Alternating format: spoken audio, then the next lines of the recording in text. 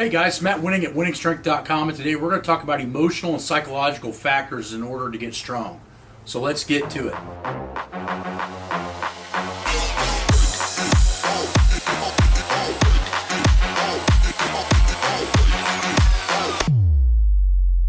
Displaying strength or doing dynamic days and being explosive, whatever your endeavors are at the gym, a lot of times we try to focus on what is physically happening, meaning, how is the muscle contracting, what's going on with Golgi tendons or stretch reflex, and all of those things are crucial in order to getting stronger. But there's also some other big factors that I have found that are in Champions and also in a lot of the high-level textbooks. And that is having emotional and psychological preparedness. Now, what does that mean? Well, one, it means that you have to have an objective. So when you go in to train, whether it's speed day or max day or a volume day, you need to create this psychological objective. Now, for me, on speed day, I'm trying to treat everything like it's a 600-pound bench. So as you can see in this video, when I'm really trying to be powerful, I'm not putting the amount of work needed in the bar to get it to move. I'm putting the maximal amount of effort into the bar to get it to move. And that's where speed work gets very, very hard to coach, is because I truly feel that speed work is as much of a psychological factor as it is a physiological factor. So have an objective when you go into train to move whatever you're moving, whether it's maximally or submaximally, with maximal intent. The next thing that you have to start to realize is you have to play mind games. So number 2, training is mind games. And what this means is that when I walk in, I don't really focus with the weight that's on the bar. I don't really focus with anything feeling heavy. I try to make everything in my mind feel light. And what's funny is, as I go back and dig into my textbooks, they also say the same thing, is that proper coaching and or mental coaching of yourself, your own personal inside cues, is that you have to believe that everything's light. You have to believe that everything is going to move easily. A lot of times what you think is what is projected or what happens. So I'll give you an example. What I do with mind games is I use this a lot in competition, not necessarily so much in training, is I would always open up light in a competition. Now, if I was trying to squat the all-time world record at the time, which would have broke 826, so 832, I opened up around 760. Now, 760 was very easy for me, but it set the tone for the entire day. Now, in my mind, when they were calling the second attempt and third attempt out, my thought process was to do the same weight over again. So what I would do is I would trick my mind into thinking it's doing 3 openers. So even though I would block out what the weight was on the bar, all I tried to do in my mind was do 770 3 times. Meaning my first attempt was 770, my first opener. My second attempt was around 805, I think, somewhere around there. And in my mind, it was still 770, 760.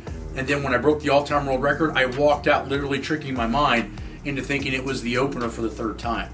The point is that if you think something's light, chances are you're going to treat it like it's light and you're going to be explosive with it. Now, it doesn't work all the time. I mean, obviously sometimes you're going to pick something up and it's going to be heavy. But I find that in general is that if I tell my brain that it's light, I tend to do way, way better than if I trick myself or psych myself out.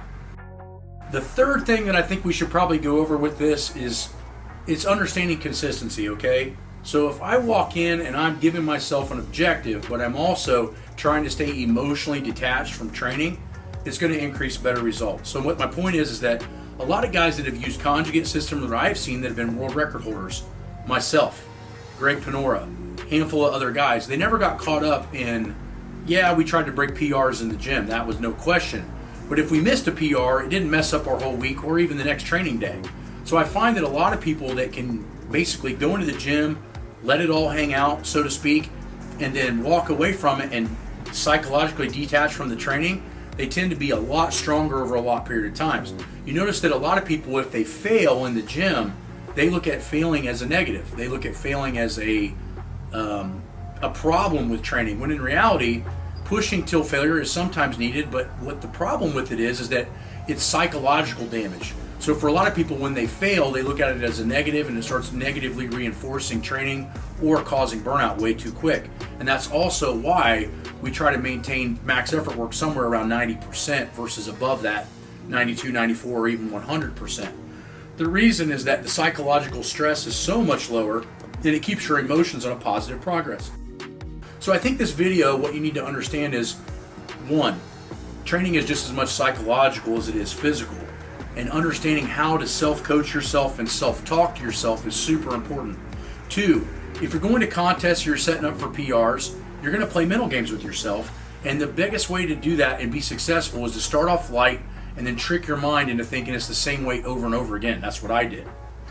And three, you also need to be very, very cautious on making sure that you're not overtraining.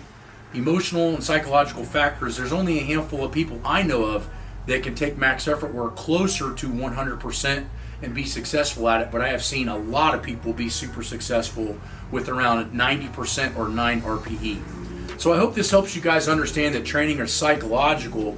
And again, once you get advanced, I would say training is 50% psychological and 50% physical.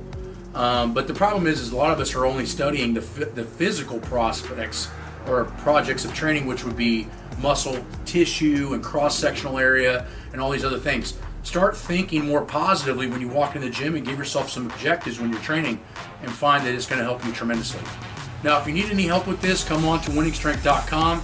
Check out the manuals and Patreon for workouts. And if you need detailed help, come on to online coaching. We'll see you there.